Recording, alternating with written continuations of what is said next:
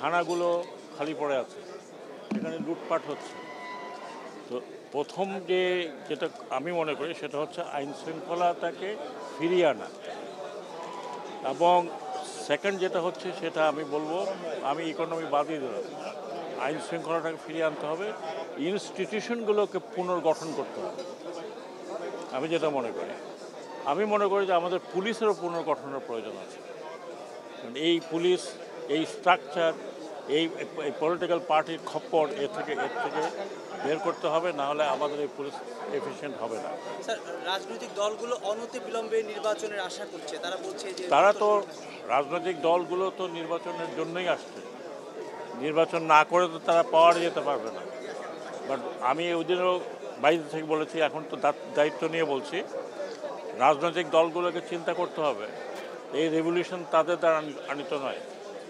এই রেভলিউশন আমাদের young generation বুকের রক্ত দিয়ে এনেছে, তো রক্তটা শুকাতে দেন, ইনস্টিটিউশনগুলো গড়ে তুলতে দেন।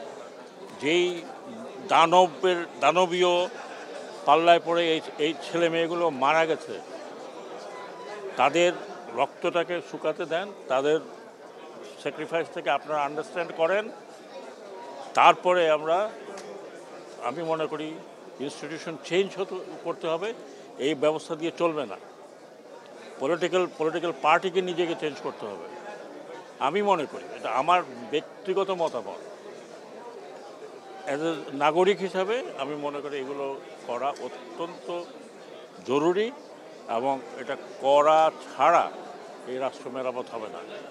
আমি এই জন্য বলছি যে আমার বিগত এক্সপেরিয়েন্স, যে দলগুলোর সাথে আমার সম্পর্ক যখন আমি ইলেকশন কমিশন ছিলাম, তো আমি এটাই মনে করি চ্যালেঞ্জ অনেক কিছু আছে, ইকোনমিক চ্যালেঞ্জ আছে, সোশ্যাল চ্যালেঞ্জ আছে।